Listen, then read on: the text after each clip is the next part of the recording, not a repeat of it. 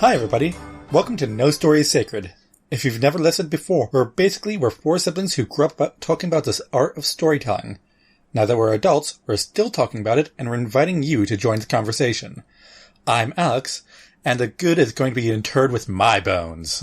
I'm Pippin, and come I to speak what I do know. Ooh, I'm Kat, and I have a lean and hungry look. And I'm Brendan, and I let slip my dog of bark. No. Oh, hi Benji. Oh, that would have been a really great time for him to bark.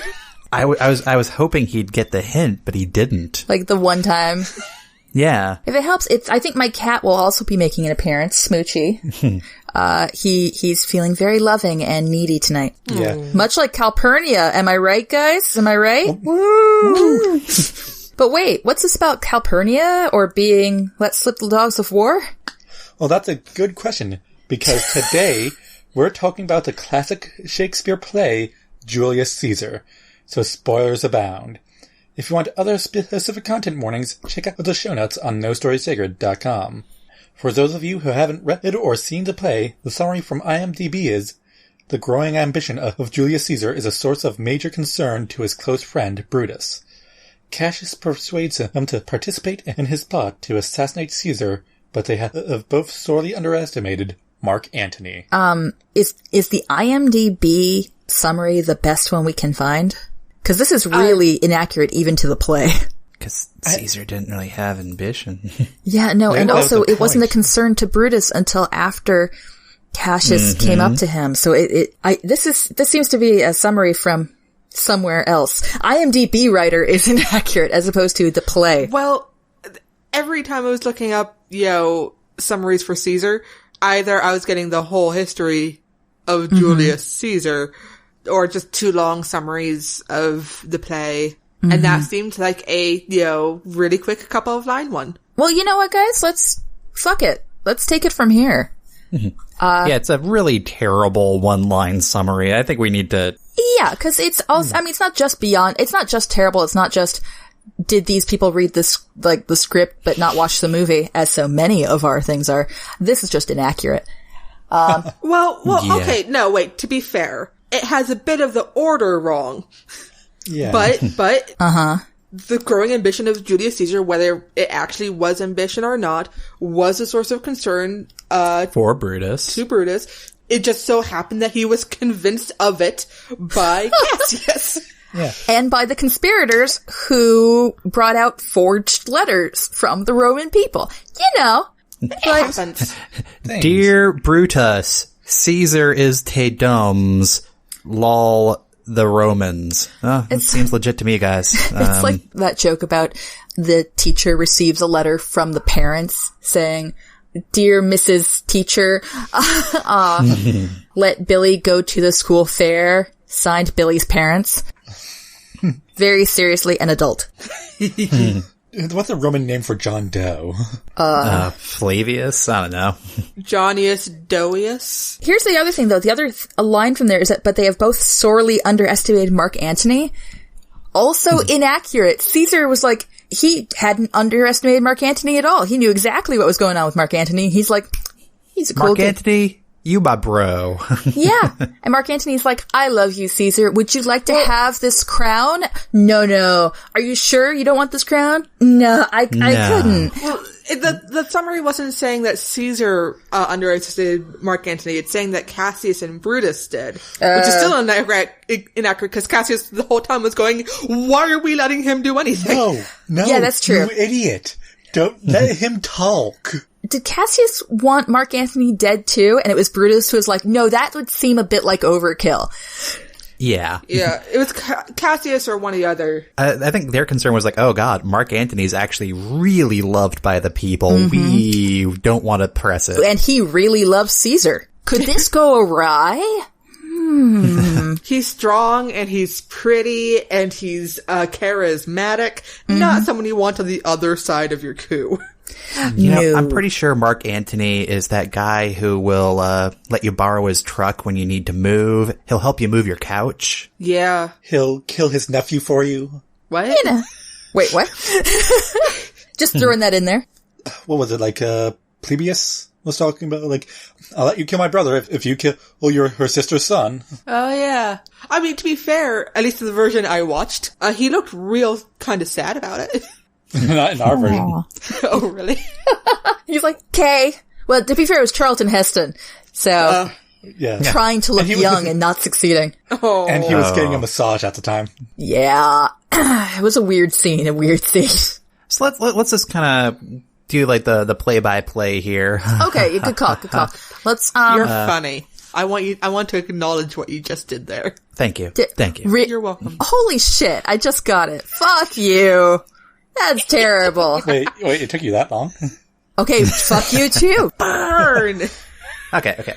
So, really things start kicking off when we get the soothsayer coming on the scene, right? Well, okay, so to start off with, we got to lay the scene in Fair Verona, etc. That was a Shakespeare joke too. Did you guys get it? Laugh! Ha ha ha ha ha. The plaything got fuck you. Okay, so, the play starts with, Caesar has just, beaten some dude. Pompey, thank you. And everybody in Rome, I guess, is like, yay, we love Caesar. And a whole bunch of people are like, the fuck, you were just loving Pompey and now you're loving Caesar. You're just, whatever. You guys are fools. Hard hearts and cruel men of Rome, if you're curious. And so, I mean, that's the setting. That's the beginning. Caesar's just shown up. He's, just beaten some dude. He is ripe for shit to go down if people, and everybody loves him. And he's like, now would be a really great time for me to take over everything. But so far as we know, at the moment, nope. He's not interested in doing that. He's only going to take a slight dictator for life. But we don't know. The thing is, we don't know that. We don't know that. That is the fear of Cassius and his fellow at this point. Are they even conspirators? Well, I think they pretty early on were just in it so that they could be the future dictators for life. I mean, come on. Well, so I was reading a fascinating analysis that suggested that there are no definite good or bad guys in this. It is suggested that the reason they did stuff was for envy, but they do not believe it at the time. Or they were deluding themselves. Exactly. It's only really Brutus who comes out with he straight up he was a friend of Caesar. He really believed in making sure that Rome survived. He's a tragic hero. He is a tragic hero. It's just that he let himself get bamboozled. Mm-hmm. Then he let Mark Antony give a speech, which was just that was a dumb move on his part. Well, to be fair, let's just establish that murdering your political rivals in general is a bad plan. Bad plan. And then letting their best friend speak at their funeral is a bad follow-up. Not the smartest plan. Like, it's a bad plan from the start. Even if the best friend is like, of course I won't say anything bad about the coup. I see now that you were totally right. Don't leave him to speak on his own. Murdered my friend in cold blood. I will follow your instructions to the letter. You don't have to stick around to make sure. Do you promise not to say anything bad?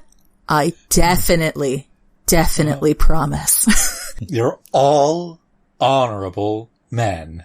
And I will mention that so many times. Definitely not to the point of sarcasm. Definitely. Not definitely. Totes not. And then, of course, following it up with like, oh, by the way, I have Caesar's will, and you get a car, and you get a car, and you get a car. But don't worry, because the honorable men said that Caesar was a bad guy. So what do you think, Romans? I like how the Roman populace is a character in and of itself. Like, and not individual. Also kind of easily manipulated in and of themselves, right? Which is, I think, I mean, that's part of the... It's like the point. Yeah. Yeah, and it parallels so nicely with Brutus. True. Yeah. Like Mark Antony, never swayed. No. Off topic. Just while I'm thinking of it, is there any Discworld novel that sort of follows the plot of Julius Caesar? Because I had an image in my head suddenly of the people of Ankh-Morpork in that situation. Oh my god. I hate to say it, that does sound like the kind of thing that would have might have happened eventually. I mean, here technically Terry Pratchett already did his Shakespeare roundabouts when he did, not Witches Abroad, Weird Sisters. Weird Sisters, which was Macbeth and a bunch of other things. You know, had he lived longer, I mean, that's the kind of thing that's, steal from the best, right? Yeah. Well, because I haven't read all the Discworld novels, so I'm like, surely that has already happened. I don't believe so. If it has happened, please, Twitter, let us know. Let us know. Because I need to know what novelty items Cut My Own Throat Dibbler managed to have. Well, wait. You know what? There was one book. I think it was Making Money, that had a noble family very much like the Borgias, trying to take down the patrician. But I think that was just general infighting as opposed to a specific call-out. Like, political shenanigans, I think, in a lot of ways, most of what we know about political shenanigans in fiction can have a lot to thank Julius Caesar for. But wait! So Mark Antony. Yeah. Julius Caesar's best friend. Or at least, they're bros. They're bros. Yeah. Caesar's getting old. Mm-hmm. You know, so far as we know, there's not much in the way of him being, like, actually taking the throne of dictator. But, it's always a possibility, the way these things are. He's marching down the streets. Suddenly, soothsayer. A sayer of sooths. Who says, beware the Ides of March. The beginning, which is the first of many times that I remembered that great line, those Shakespeare plays, they're all quotes. But Ides of March is the 15th of March, which is apparently the actual date of the assassination of the actual Julius Caesar, so well done, Shakespeare. And a week after this episode comes out. Nice. Oh, nice timing. I mean, you mean we don't record this the night before? What? No, we totally do. Yep. Yeah. This is all 100%. We're actually talking in real time of whenever you're listening to this. To you, listener. Just for you. You look really nice today. Don't be creepy. You're good enough, you're smart enough, and gosh darn it, we like you. You should definitely get that coffee. You deserve it. Get one from me too while you're at it. Become a patron at patreon.com. And if we don't see you, good afternoon, good evening, and good night. But no, Shakespeare, drew on historical accounts. Drew on, stole. I think when you're doing a historical play, you can say drew on. Although the famous line, et tu Brute, was not his. Well, listen, I try to defend Shakespeare, but he was a little thief. He's such a trash baby and I love him. So, Soothsayer says, beware the Ides of March, and around about this time, we have Cassius, the aforementioned conspirator, come up to Brutus, who is an honorable man and a friend of Caesar's, saying, hey, Brutus, buddy. So, have you ever really thought about this? And he lays out the whole argument about, could become a dictator, why him, why not us? We're all cool bros, right? Am I right? The argument of, why not you, Brutus? Why not me? Doesn't really, matter to Brutus. What matters is the idea of a dictator instead of a senate. Yeah. Mm-hmm. Which is a fair worry. It is an extremely fair worry and something to be considering in this day and age. Are you saying that the modern society could have something to learn from Shakespeare? What? I'm just saying that, there might be a reason that there was some nervousness about the most recent production of Julius Caesar in New York City that took place immediately after the election. Well, they did that immediately after Obama's election, too. I think every time we have a new president, they put on a production of Julius Caesar to say, by the way, this is why we don't kill our political rivals. This never ends well. But also as a kind of a reminder of certain doom of Damocles, to some people. Yeah. Well, I found the play kind of reassuring in the sense that public pressure and stuff that can affect the public itself has been around for centuries. I mean, the scale of it might change, but the core root of it, how easily it is to manipulate people, cough, cough, Brutus, cough, and the public, I mean, cough, cough, Mark Antony's speech, cough. Cough, cough, Twitter cough. Yes, that's what I was getting to, is it's a constant, just the scale changes. Additionally, the idea that power corrupts absolutely and so forth, we actually see that happening. So we see sort of the slow end of it in Caesar. We do see, there's no reason that we shouldn't believe that Caesar was a little bit more reluctant every time when he was offered the crown. I mean, it's quite possible that's where we were headed. But then you see Mark Antony, who was just a sports guy at the beginning. By the end, he's like, yeah, okay, we're gonna kill that guy. Nah.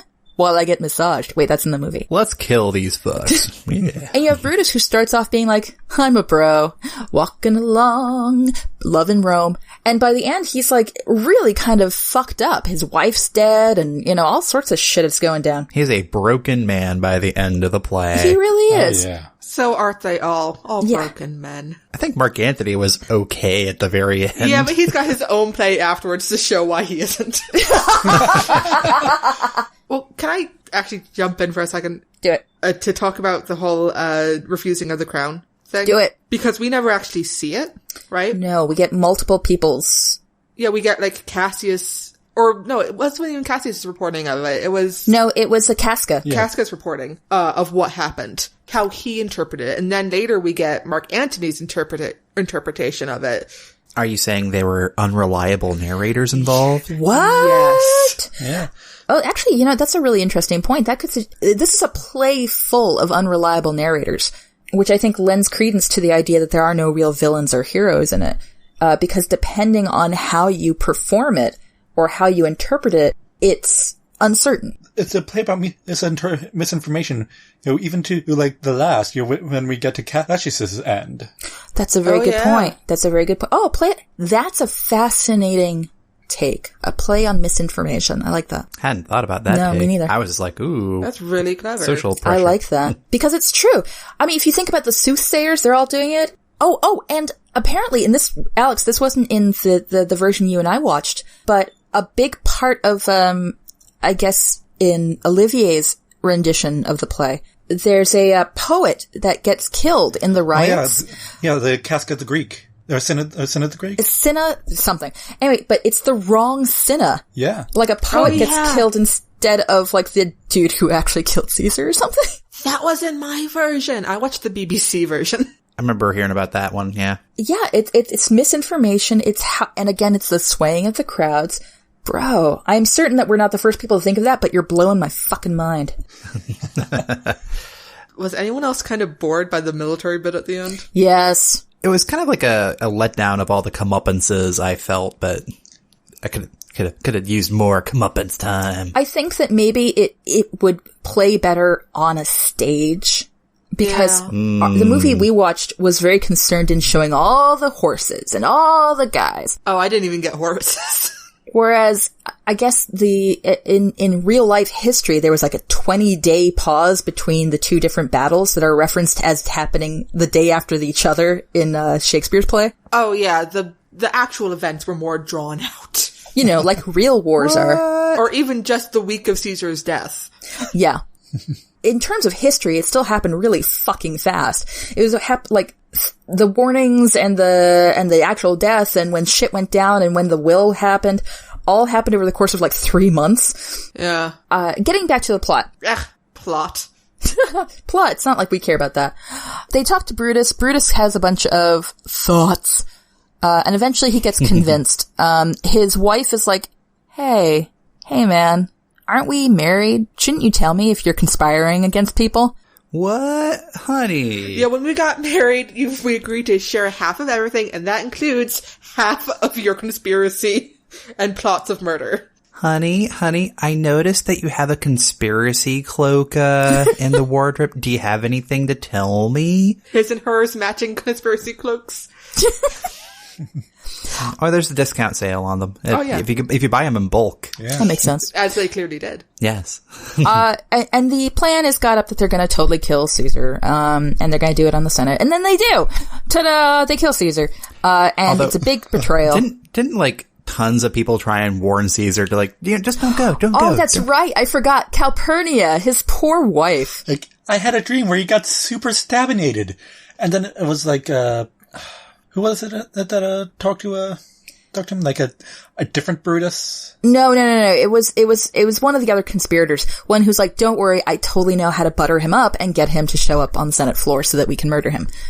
And he shows up and he's like, oh yeah, you gonna show up on the Senate floor? He's like, no, my wife told me that she had a bad dream, so like, I'm not gonna do that. And you're gonna listen to your wife? And he's like, I don't need to give a reason because, like, I am Caesar, which is actually a little bit of a hint that he is maybe going down the dark path.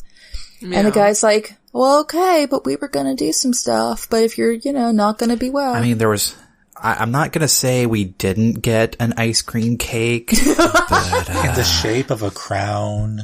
And, it was gonna be a surprise, but, I mean, it doesn't have to happen today. And Caesar is swayed. He's swayed by misinformation. Reinterpretation of that dream. Oh yeah, the reinterpretation of the dream. Where he's like, what? A dream about you getting stabbed multiple times? That clearly means that your blood is flowing out to the love of Rome? Seems legit. Yeah, I buy it. And there's a cake! So...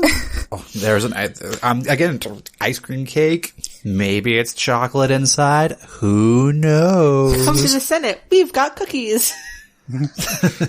I will say though, I think it's the Caesar line, cowards die many times before their deaths. Oh yeah. The brave only taste of death but once. Mm-hmm. Yeah. I think that's a really cool line. Oh yeah. Julius Caesar has a bunch of great lines. So many. Lean and hungry, the let loose the dogs of war. When you guys were in high school, I know when Alex was in high school because we were there at the same time, did you guys have to do the Julius Caesar memorization lines? I remember Macbeth, but I wanted to memorize it anyway, so. I don't really remember too clearly, honestly. I don't know if we had to do Caesar. I know that I had to do, Alex and I had to do Caesar because I still remember bits of it. Oh, really? Oh, yeah. Oh, yeah. I had to do, the Call Me Ishmael opener. Yeah. Oh, God. That was fun. Oh, fun. Yeah, and the beginning of A Tale of Two Cities. Yeah. It was the best of times. It was the worst of times. Pip, remember how our teacher was amazed that our class had learned the Jabberwock so quickly? Apparently, like, every time she's assigned it before, everyone it gets stumped by that one because it's a nonsense poem. Yeah. Yeah. But that year, what was the play you were putting on, Pip? What was the name of that play? I don't remember the exact name of the play, but it was it was Wonderland with an exclamation point. Oh no. It was a musical. Oh my god. Oh no. And we did Jabberwock in rhythm. Jabberwocky, talkie. So everyone who was in drama club had to fight really hard when reciting it to not do it in rhythm. And when you say everyone in drama club, you mean like a third of the entire class because our school was miniature. Yes. Yeah. Yo, 'twas Brillig, and the slithy toes did gyre and gimble in the wave. Oh my god. All Mimsy were the Borogroves and the Mumraths outgrabe. Outgrabe? And Mumraths outgrave. Motherfucker. Sorry. I'm adding my own flair to it. It's good. But yeah, no, Julius Caesar, the play, has a bunch of great lines, a bunch of which I still remember because I was forced to memorize them in high school. And I have a terrible memory in general, but I have a decent memory for dialogue. Yeah. There's worse things to have a good memory for. Seriously. Wait, did we also have to memorize Brutus's speech? Which one? The one right before Mark Antony. Oh. At the funeral. I don't think we did. Because it would have been cruel. I think we didn't have to memorize the entire thing if we had to memorize any of it. It's so bad for Brutus there, because, he believed that he was doing the right thing. He did. He really did. They all thought they were doing the right thing. Except maybe Cassius. And then didn't Dante write his fan fiction saying that Brutus is in the ninth circle of hell? Oh, it's one of the great betrayers, yeah. Yeah. Yeah, it's him, Judas, and some other politician he didn't like. Well, he not only betrayed Caesar, but he also betrayed his own heart. He betrayed Caesar, he betrayed his heart, he betrayed Rome, because after this action, Rome fell into civil disarray and war. He betrayed his wife, because she's like, hey, you want to tell me about these conspiracy things that you're definitely not part of? Actually, in my notes, I have lessons learned, listen to your wife. That's a good point. There weren't a lot of women in this play, but by God, they were all correct. I mean, I feel like the moral of the story is you've chosen a life partner for a reason. Listen to them. It's a good lesson. Yeah. So let's see. So Caesar gets killed. They all... Stabinated a lot. Yep. I think everybody stabs him from the conspiracy, right? Yes. Everyone at least one stab. Yeah. So no No one was absolved or Yeah. something. one was absolved. No one... There is just one person who's responsible. And there's no one person who isn't responsible. And they all dip their hands in his blood because they're all super extra. It's democratic in a way. Well, it's, yes. But also, and I think it's actually, a worthwhile political point. They're like, yeah, we killed him because that's like what we had to do. But this isn't a secret. This isn't supposed to be some conspiracy, except it was. This is just what happened in our politics today. Shit got dangerous. You go to Politico. Front page of the Huffington Post. Oh, God. I mean, the big thing that fucked them up at that moment was that they let Mark Antony, which is, again, Brutus's fault, survive. Live. Yeah. But on the other hand, I also see why they didn't kill him, because Brutus is right. To have killed him would have led to, that would make it seem like overkill, like a much more Coup? like a coup, as opposed to, let us say, cutting out a tumor. But on the other hand, they didn't take the time to actually convince Mark Antony, because Mark Antony was not wishy-washy like Brutus turned out to be. And so on. Mark Antony is no fool. Well, he might be a fool, but whatever he is, he's certainly, steadfast. Determined? Ah, yes. Loyal. But is he loyal to Caesar or is he loyal to Rome? Brutus is loyal to Rome, but it turned out being loyal to Caesar, in this case, was much more important. Yeah. Mm-hmm. And then when he chose to speak, Brutus tried using logos, and Mark Antony like, no, these fuckers, they want some pathos. Dropping down those Latin words tonight. What? I took rhetoric. Whoa! But yeah, I think I said it before, but just Mark Antony's level of sass. That was beautiful. Oh, yeah. It's like, these are honorable men. So aren't they all honorable men? Like, if it was told today, he'd be giving huge air quotes. That's what I did! But I also like how he sort of rounds up the audience. He's more like, but I'm not going to talk more about that. Oh, unless you want me to. What? Do you want me to? Say it louder for the people in the back. What? Woo! Anyway, so that happens. Not surprisingly, so Brutus is like, we had to do it for a good reason.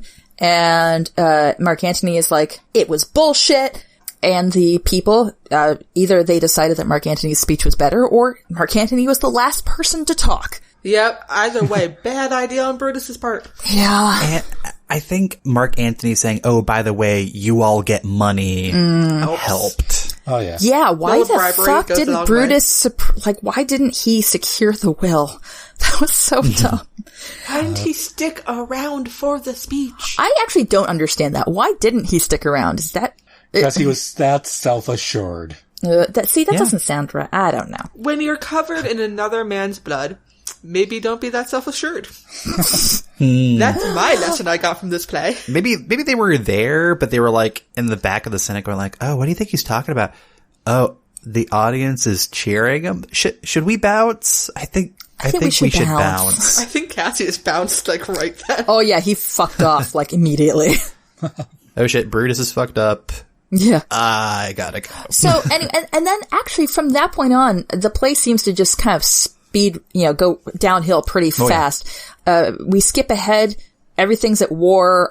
Caesar's nephew or something like that pops up and is like, hey, Mark Antony, you want to chill with me? And, Octavius, yeah. And, beat up, the terrible coup people, because that's what we've decided they are. Let's totally make a triumvirate. You, me, and that other guy. Sir not appearing in this play. Or I think he appears in the actual play, just not in any of the adaptations, because who needs him? If we loved Julius Caesar the way we loved, Hamlet, we'd probably feel the same way about him as we do, Fortinbras. Like, how dare you? Like, every time I watch a version of Hamlet, I'm like, where's Fernbrass? I never noticed he's gone until the very, very end, but I miss him. No. But, and then, we see sort of the marks of Civil War and the leftover bullshit. Consequences. Thank you. The consequences of a noble act, theoretically. Quote unquote. Yeah. Is the practicalities of war. And people have their wives have variously killed themselves, and corruption is starting to enter the ranks of it, much more obvious than it was before. Cassius has been, taking bribes. Brutus is losing his temper, which I guess for Brutus is pretty grim. At this point, is it that, Brutus gets visited by a ghost? Yes, the night before the battle. The first of the two big battles, I guess. He gets visited by Great Caesar's ghost! And, I hope you're proud of yourself. I'm very proud of myself. I've been thinking about that all day. Who basically says, in a much less obvious way than Calpurnia's dream, bro, you're gonna die. Bro, you're gonna die cause you done fucked up. Not even that, just like, FYI, gonna die. And it's from here, by the way, that we get some excellent ghost hunting lore for anybody in the audience who is interested in it. The candles burn low and blue before the ghost is going to appear. And so that is, put that in your back pocket for when you yourself are ghost hunting. Start lighting candles. They're not in the version we watched. Yeah, that was a bullshit thing. But anyway, it's in the play. So if it was good enough for the 1600s, it's good enough for now. Nice. Thank you. And then all the conspirators die, the end. Yeah, I mean, they all commit suicide in one way or another. Cassius does it in this really wimpy way where he's like, I'm gonna put this cloak over my head and then you stab me. And then Brutus is like, I'm gonna run on this fucking sword. And the end. Like, the end. They die. Everybody dies. Mark Antony's like, Brutus was okay after all. And then fucks off to his own play. Yeah. Yeah. Fucks off to Cleopatra. Fucks off to Cleopatra. What? Oh, yeah. Anyway, so that's the plot. Shakespeare, pretty fucking great. I mean, there's a reason that his work is still, produced today. It's always relevant. But anyway, guys, plots? Who needs them? Plot? What do we got? I nominate Pippin. Well, one, fuck you. So I was watching a version of Julius Caesar because I didn't feel like rereading the play. Laziness, I understand it. I respect it. I was gonna go with Shakespeare's meant to be viewed. Yeah, and when I'm reading the plays, I prefer to do it in a group. Because then you can do the different parts, and at any given moment, one person knows what's going on. And then someone else will do the Dance of Death. Yes. But no, and I haven't actually read Julius Caesar since my Shakespeare class, and I don't know if people remember my rant during Macbeth. But it was the same professor. And I don't remember him being as incredibly wrong about Julius Caesar as he was about Macbeth. But he probably was. was. I was worried that if I reread the play, I would flash back to something he said. Listeners, you should go back to episode whatever it was for our interpretation of Macbeth and episode 3 and Pippin's hilarious stories of her incredibly wrong professor. Like, he was still one of my faves. Yeah, whatever. Keep going. But he was wrong. Anyway, so there I was watching Julius Caesar. Yep. And I was watching, Cassius talk to, Brutus. And listening to the sort of language he was using to describe, Julius Caesar. And I was thinking to myself, wow, you're really mad that Julius Caesar didn't sleep with you. Pippin, go into type. Well, no, it totally read to me like, someone who got totally rejected that way. And I thought to myself, Julius Caesar gets adapted into modern politics all the time. Mm-hmm. And I figured I'd take it again into the modern, but instead make it the whole bullshit Gamergate thing. Oh. No. So Julius Caesar is a woman who has ambition above what other people thinks that she should have. Because any woman who has ambition is bad, you guys. On the internet? What? It's more common than you think. Yeah. And so Cassius, maybe got turned down. Or maybe just looks at a woman in power and goes, well, that can't be. If her, why not me? That actually reads really... Right? I think that stings a little close to home for them. Yeah. Reread or rewatch Cassius's whole thing with Brutus in the beginning with that in mind. And it's like, oh man, that is too familiar. Yeah. Good call. And nice. I was thinking, Julius Caesar becomes a woman with ambition. Mm-hmm. And I was trying to figure out if Brutus is a dude who tries to be cool and gets lured into, the Gamergate movement. Oh, the false allies. Pip, he's that nice guy. He's such a nice guy. But I was trying to figure out if he would also become a woman and it'd be internalized misogyny. I kind of like that idea because remember they're supposed to be honorable. And Brutus is trying his best. The other thing I could think of is if it was one of those guys who's trying really, really hard to actually be an ally, but has not realized the level of his own patriarchal. That's what I was thinking, is either that or a woman with internalized misogyny. Yeah. I think either way could, sort of turn the mirror on our society and have something to say. Damn it, Schneider.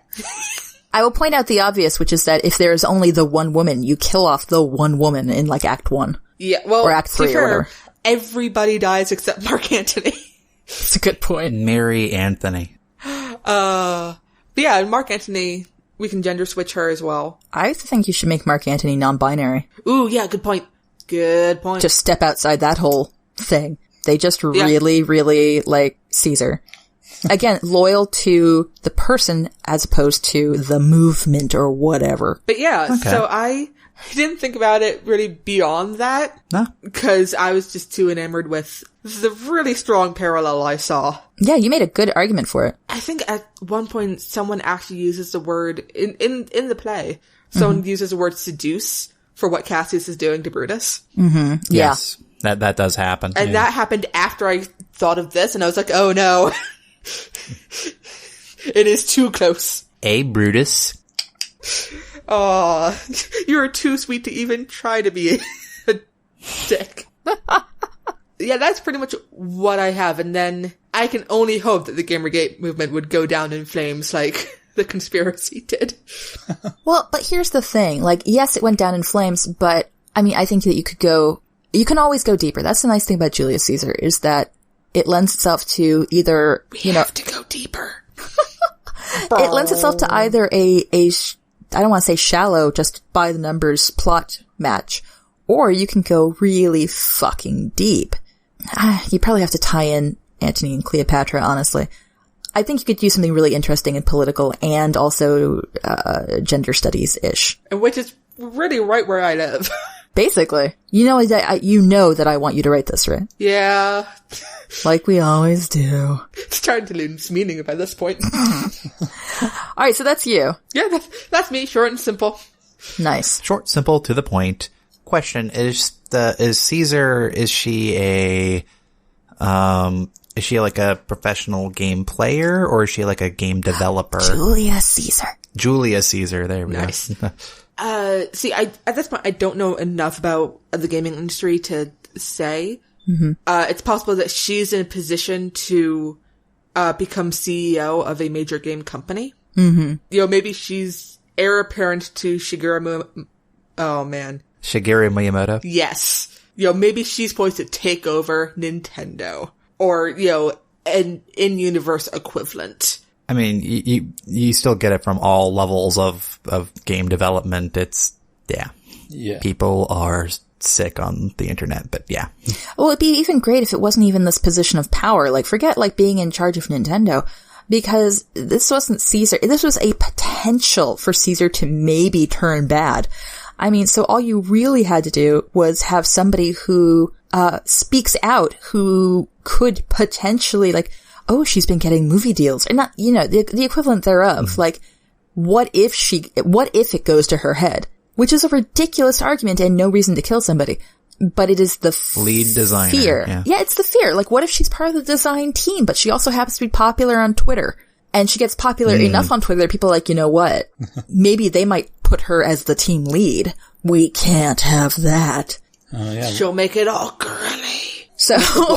Yeah, they get pissy at like at a comms director or making fan art, so it happens. Mm-hmm. Like Bren, you remember what happened with with Mighty Number 9 and before, it came out. I prefer not to think about Mighty Number 9. That was a disappointment. Well, during one of those instances, a communications director, I think, I do not recall her name, had drawn some fan art of the prospective protagonist. And I was like, why not have that character female? I think the character was named Beck, which was generally neutral enough to work. And, yeah, they went mad, the Gamergators.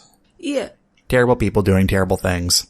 But it's a thing that we can see happening all the time, which is why this version of Julius Caesar works more than I wish it would. I'm totally down for it, actually. And if you took a very, Law and Order stylized version of what you were talking about, Alex, taken from the headlines, version of that, just scrub off some serial numbers, I think that would be a very fascinating telling. Okay.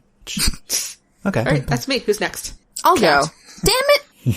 It's different if I volunteer. If you throw me. Cat volunteers as tribute. All right. Okay, so my interpretation. Here's my plot treatment. My plot treatment is this is going to be set in the future. Near future, because I'm into near future right now. I had a different idea before, but I'm going to go with, I'm going to steal something from this very podcast. What? I know. And Alex, feel free to tell me if I need to fuck off. But I want to do a big thing about the misinformation. That strikes me as so cool. Do you guys know the theory behind post-structuralism? I mean, I'm sure I was taught it at some point. Okay, so as it was explained to me, Foucault's definition of post-structuralism. Wow. I'm bringing in Foucault. Name dropping. And by the way, audience, if any of you know that I'm wrong, please feel free to write in. Yell at her, not us. The way it was described to me is that you can figure out the shape of something, not by looking at it directly, but by looking at the things around it and inferring what the thing is by the outlines of everything else. Does that make sense? That sounds like Plato's shadow as well. See, I was thinking of the blind mice trying to figure out that they were touching an elephant. All of that and more.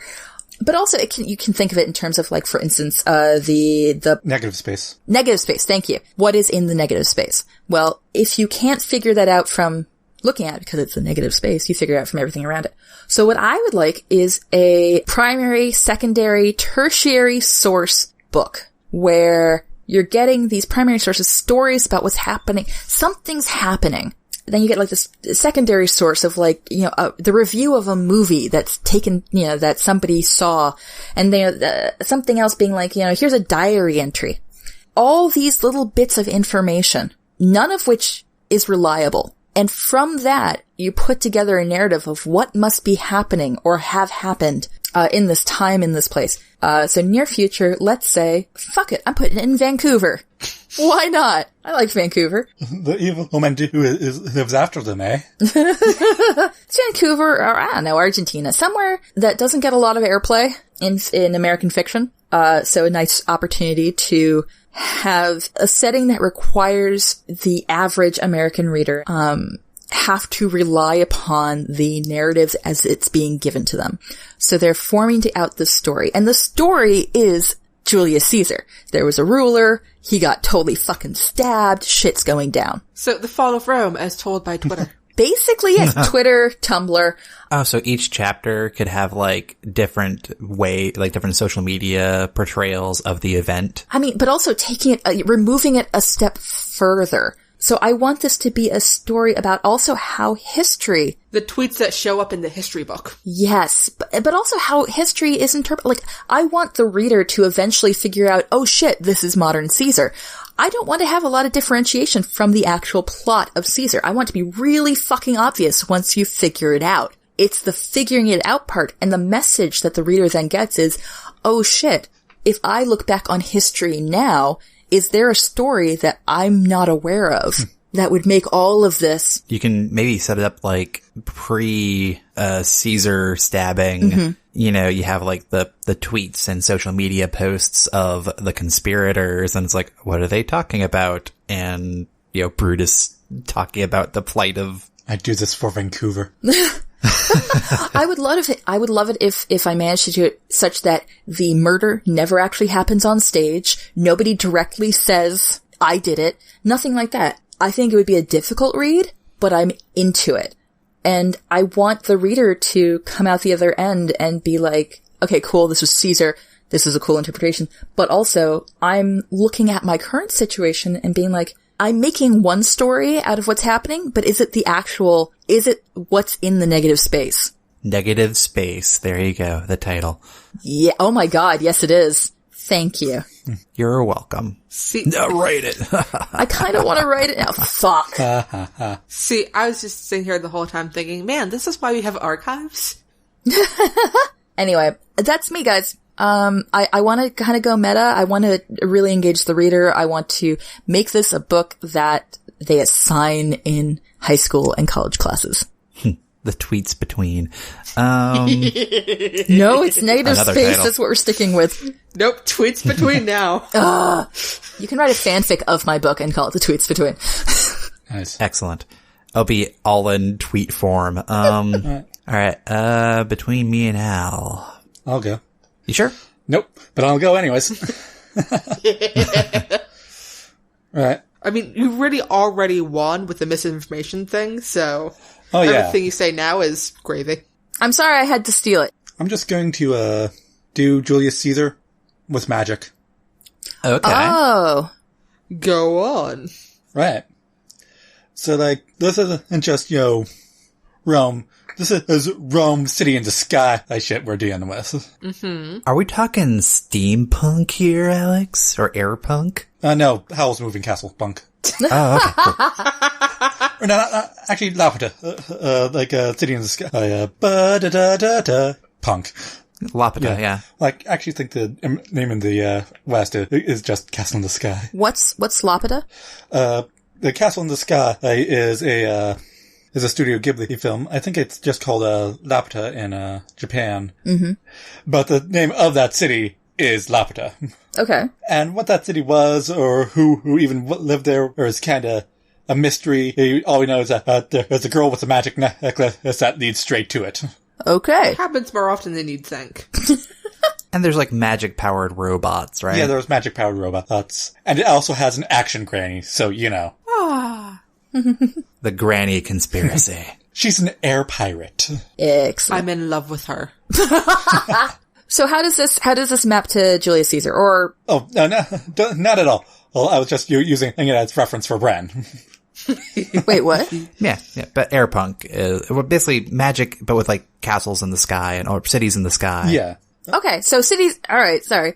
I thought somehow you were doing a fusion. I could do a fusion. Want to do a fusion? No, just go with what you were going for. One idea at a time. One idea. Like, nothing much actually changes because, it's all about that conspiracy. But that soothsayer man, he has that magic. He brings the glow. He brings a voice of the heavens, not just some guy covered in chicken entrails in the street. Like you do. So he's much more of a, no, seriously, you should listen to me. Yeah. So does Caesar heed the word better then? No, that's like, I'm Caesar. I have all the magics. I have the magic of the state. I can control the fucking MacGuffin that pilots the city. Does the city crash when he dies? Oh, you fucking know it. Like, not when he dies, but when the riots start. It starts to fall, literally. Yeah. Oh my God, the rise and fall of Rome. Right. Instead of maybe 200, 300 years after Caesar, or maybe 20 minutes after. Listen, if Shakespeare could condense actual events, so can we. Yeah. Think of it like Angel Island from Sonic and Knuckles. Brutus, quick, let's stab the Master Emerald. And other references Cat doesn't get. Nope. Yes. Doing it all for you, Kat. This is what you get. What? You put Foucault into this, we're pulling Sonic the Hedgehog. Excuse me for my liberal arts education. I like bringing French dudes into Sonic shit. is not liberal arts. Brendan and I are going to be over here with our master's degrees. Whoa. First of all, Pippin, how dare you?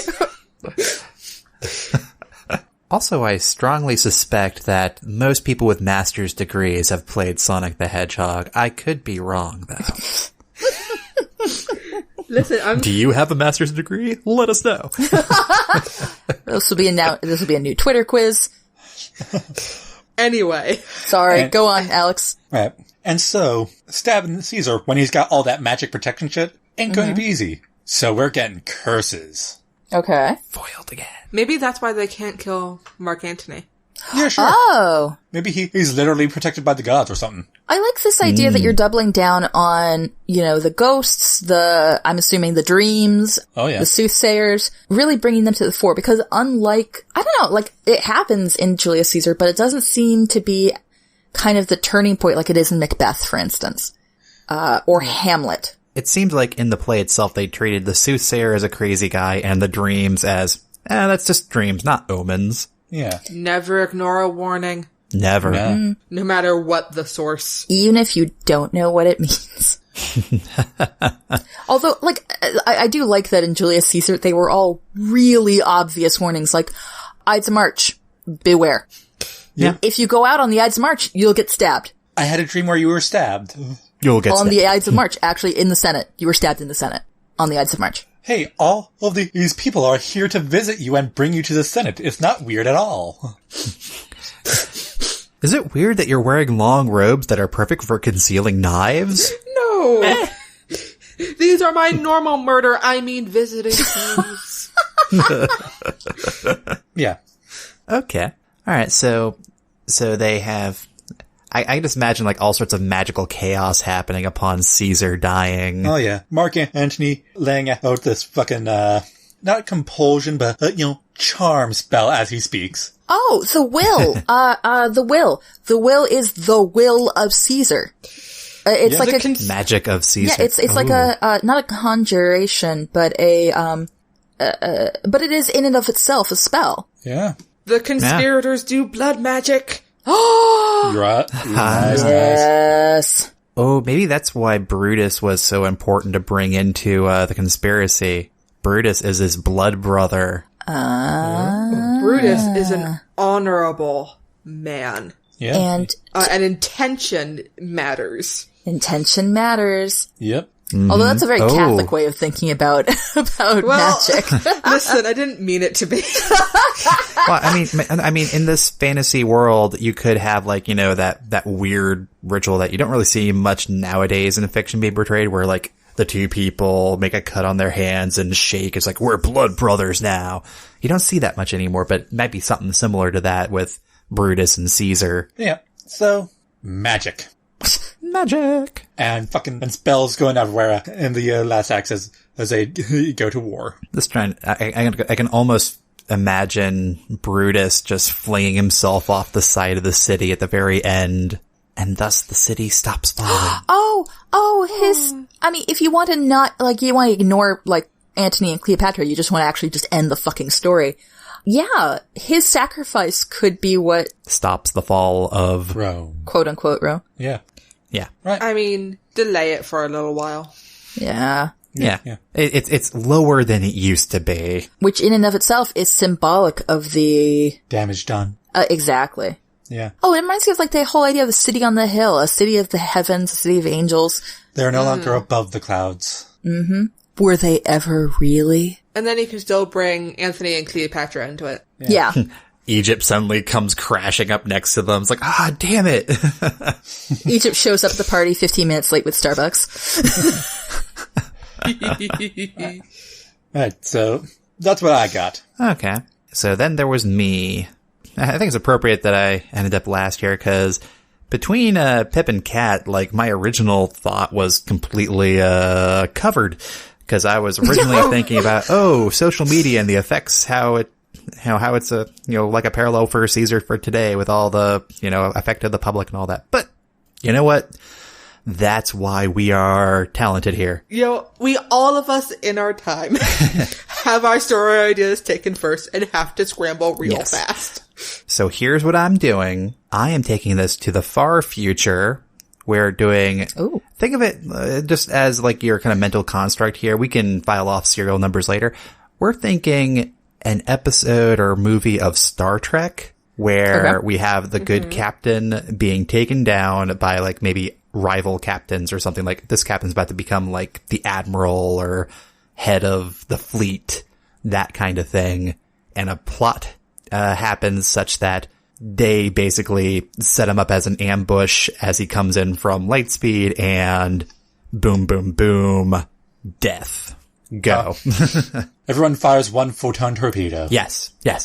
Nice. Oh, nice. I like that. Because, like, everybody knows when you come in from Lightspeed, you don't have shields, and Everybody knows that. And only his allies would have the transponder codes to know exactly where he's coming in. So, I mean, yeah. But also, they've calculated exactly how much force they would need to disable and destroy the ship, and they do only that amount to really make it clear that this was the point. That this wasn't about overkill or revenge. This was just to solve a problem. Yep. Though Mark Anthony's in that escape pod. Oh, yeah, Mark Anthony. Or what if he was like, I'm on vacation at this other planet. Time to get back together with my... He's on leave. Yes! Oh, poor Mark Anthony. I feel bad for...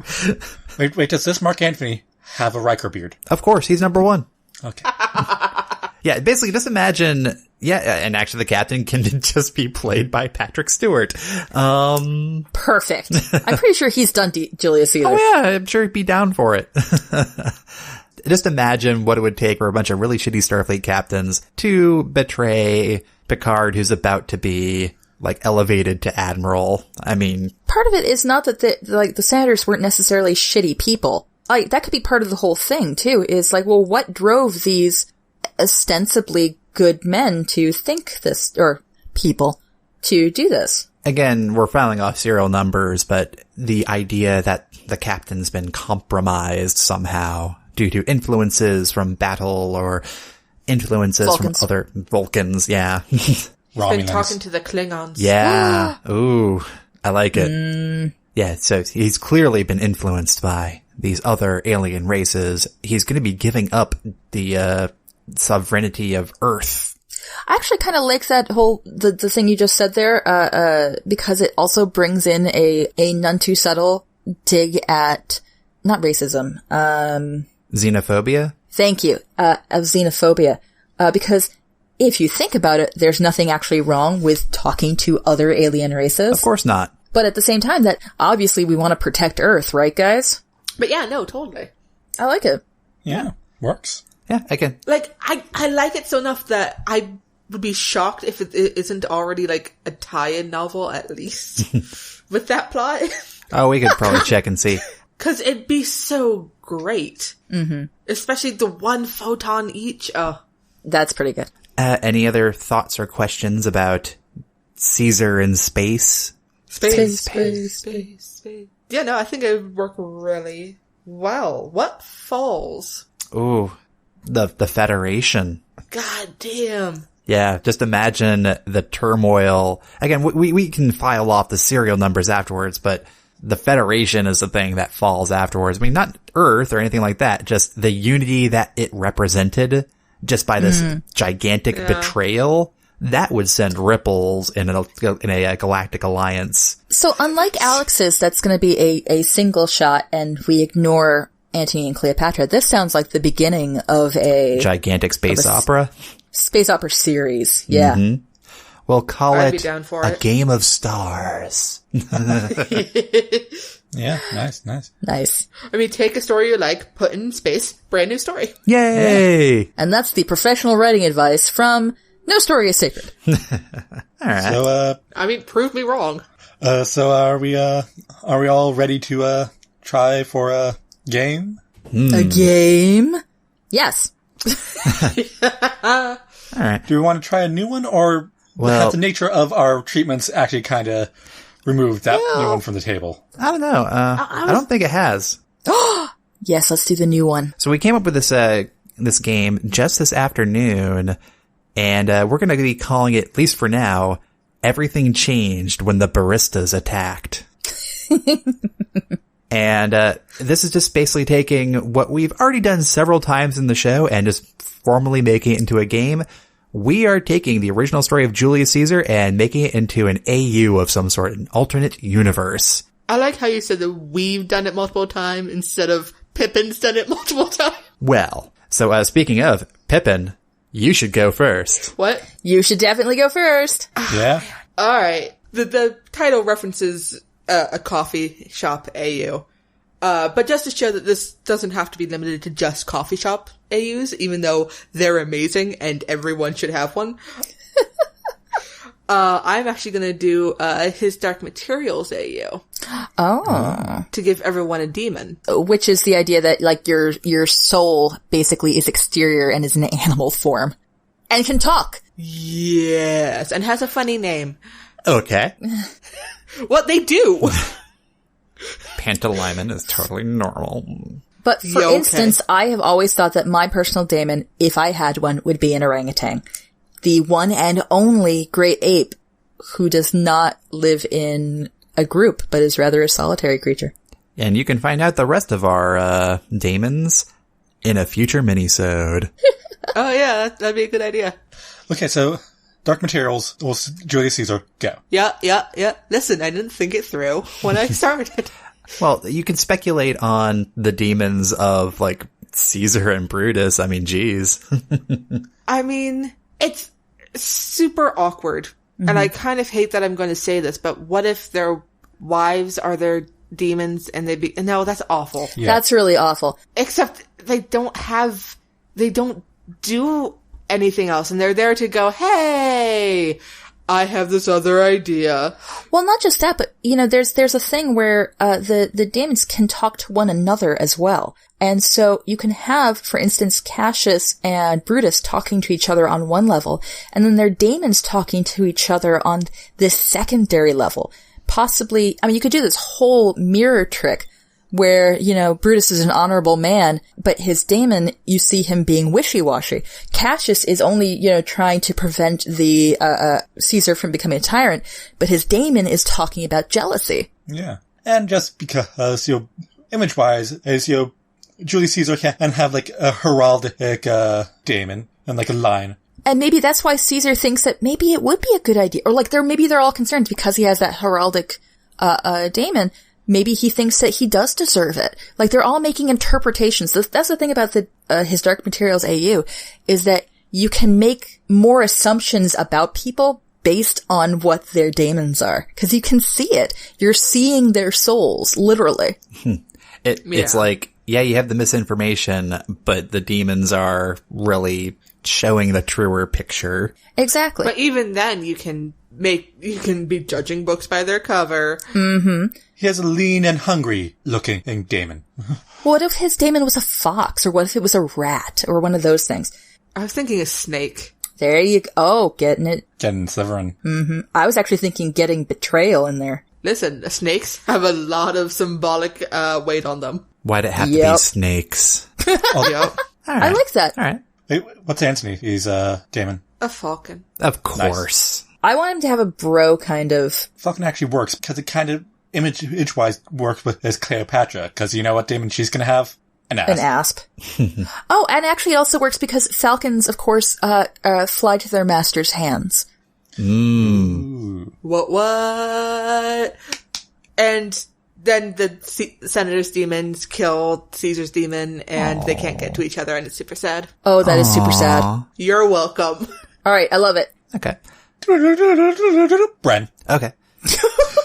I'm going to give the coffee shop AU to either Kat or Al to speculate on, because I just came up with what I wanted to do.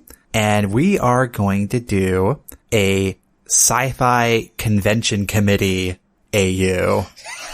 Oh, no. And all the... convention politics. Yeah. And everyone who's ever been on a con-com suddenly flashed how it would work. Yep. We're having, like, flashbacks. Who stole the cash box? Oh, God. Oh, yep. Oh, God. The thing that never gets forgiven. Never gets... You can do anything else. But not to that. A really bad degree. Wow. You could bring it modern and start talking about things like the harassment policies. Oh, yeah? Yeah, definitely. We can have a message in this? Messages in my science fiction? My God. He has a lean and pervy look. But wait, guys, remember, we don't like messages or politics in our science fiction. What? Anyway, go on. That's pretty much it. I was just thinking, because basically anybody who's ever been involved in even in a peripheral sense, the running of a science fiction convention, which I could think all of us to some degree or another have been involved in the running of a con, right? Or at least have seen other people do it. Yeah. We've all heard the gossip, if nothing else. Yeah. We've done volunteer, we were 12, but he done volunteer. We've been doing volunteer work since we were kids. I mean, come on. Yeah, that's exactly the same thing. Yeah, of course. Yes. But even then, you can kind of observe just all the, even light politicking and stuff like that happens when a con is being run. And heck, maybe the inciting incident is that they are going for the World Con bid. Oh. You know what's actually really cool is if they're in the running for world. Now that's if you make the con itself Caesar and you have all the other cons trying to. I like the idea though. I want to get World Con in there to make it have some stakes. Yeah. Oh yeah. I mean, the World Con that made it so there would be no World Con there for decades after. Oh my god, Disclave. Do you guys remember Disclave? The convention under the sea. We're going to save that for a blog post. So anyway.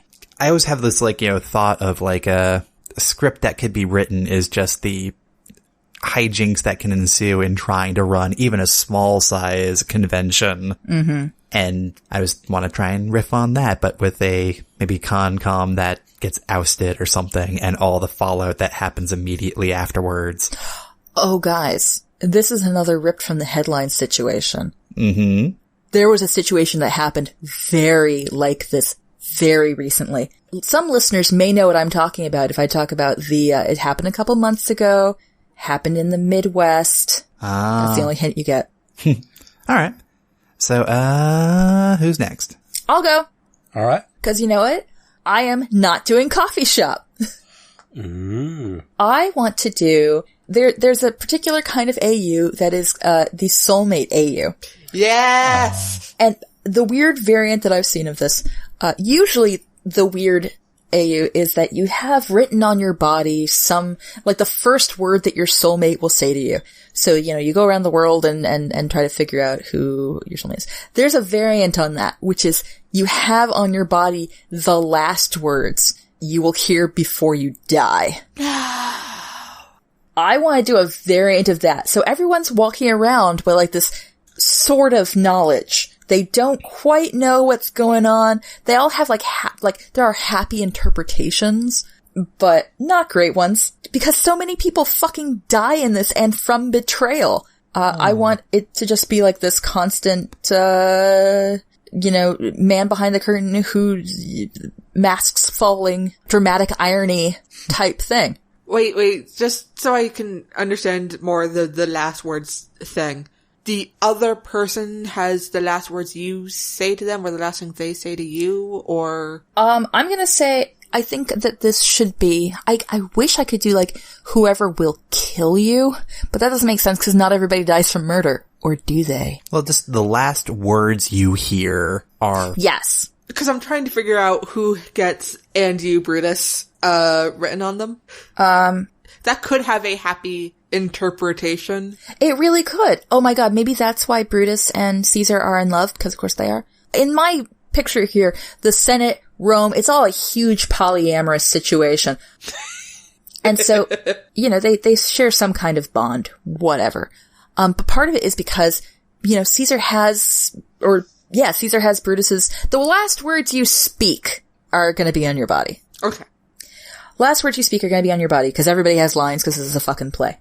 That's how Brutus and Caesar know that they are going to be buds. Because, by God, Caesar has, he directly references Brutus on his fucking body. And so they're friends. Little do we know, etc. and so forth. And for all they know, his last words are said with fondness. Exactly. And you, Brutus, as opposed to, and you, Brutus.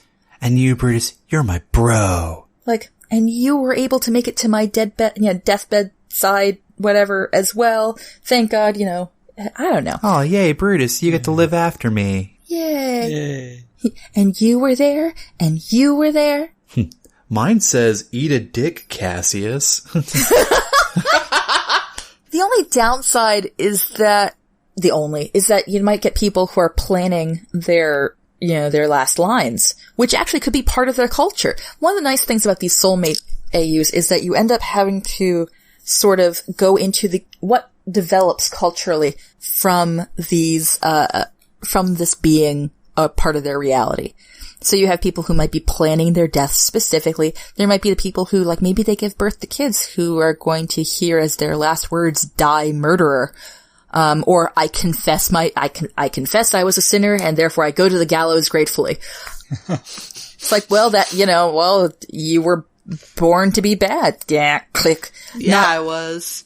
And maybe, one day in a different story entirely, some kid accidentally, doesn't get murdered and grows up and it turns out he's just, that's the line he said in a play after he was famous on stage and then he had a heart attack. Oh, that's tragic. I know. I like how that's more tragic than the fact that I literally just implied a great deal of infanticide. But okay. Which also brings soothsayers into it. Maybe there's this whole society of people who go around being like, by the way, the last words you will ever hear are me saying, you're gonna die. Okay. or something like that. I don't know. I like that idea of fucking around with, subverting expectations and subverting reality. Cool. Which ties in vaguely but neatly with, the misinformation theme of Julius Caesar by itself. And see, when you first said, soulmate AU, I was thinking that maybe Brutus had Rome written on his heart. Aww. I will take that as well. But then what does everybody else have? Like, Mark Antony, Cleopatra? Not Rome. Whoa, man, Mark Antony has Cleopatra. But I think that one's a little bit more, I don't know, because that one seems pretty straightforward. Everyone does seem quite devoted to their, people. Loved ones. Yeah. In as much as we see any loved ones. So I like doing the variant on that and then fucking around with the culture. It's like the Death Note variant. And that's me. I'm gonna be very quick about this one. And I'm gonna actually just take the coffee shop AU. I was going to do a band AU, but then I couldn't really actually figure out how it would work. Alright. You don't know enough about boy bands. Yeah, pretty much. But the coffee shop AU, it's going to be like one of those, indie coffee shops. But like, hey, did you hear the owner, or Caesar? He's going to turn this into a franchise. He's selling out. Oh, like if they were all, what's it called? Employees. Employee owned? Previously? Yeah. A co-op. Democratic. Or like, pretty much like Empire Records. I was just thinking, damn the man, save the empire. Yeah. Yes. And of course, the Roman people are the customers. Legit. They really don't care. At the end of the day, they just want their coffee. Yeah. And which makes sense in terms of like the Roman people. At the end of the day, they just want somewhere to live. But of course, when you have all this infighting, possibly they're gonna lose the lease. Customers, this is what Caesar was going to give you. 1 coffee free on Tuesdays. Complimentary scones. Oh, scones. Shit, man. Nice. Where's this coffee I'm shop? down with Caesar now. Yeah. Biscotti, I thought that was as far as we were going. That's what Brutus said. But scones? Yeah. Nice. How do you assassinate the, so to speak, the owner of the coffee shop? You get him fired. Yeah. Or you could take it a little step further and just make it straight up murder mystery. Oh. Kind of depressing. It was going to be a comedy, Oh. Murder comedy. It can happen. True. And, Cassius and Brutus are making out somewhere. Obviously. Since Pip failed to... Listen, all my characters were indeterminate gender except for Cassius. And Julius Caesar. So a lot of people are making out, and I didn't decide. You know what? Feelings are boring. Kissing is awesome. And on that note... I feel like we learned a lot about Caesar. Well, awesome, guys. Thank you for going on this journey with me today on Julius Caesar. Yeah. Listen, we all went all over the place, but you know what? So many asides. All roads lead to Rome. Ching! As always, if you have a story to submit, head on over to nostoryissacred.com/submission. Follow us on Twitter at nostoryissacred, or send us an email through contact@nostoryissacred.com. Your hosts have been Alex McDonald, Brendan McDonald, Pippin McDonald, and Catherine Creighton. Editing for this episode done by Brendan. Transcript done by Ashley DaCosta. Hi, Ashley. Art by Jay Wolf. Show note and transcript are available at nostoryissacred.com. Thanks for listening, everybody, and please rate, review, and subscribe to No Story is Sacred. You can also visit our Patreon page to support the show and get neat rewards at patreon.com/nostoryissacred. See you next time when we talk about and take apart the book Ready Player One. Soon to be a movie. Bum, bum, bum. Ta-da! Until then, we're No Story is Sacred, and any story can be changed. I'm Kat. I'm Pippin. I'm Alex. And I'm Brendan. And we're... No Story is Sacred.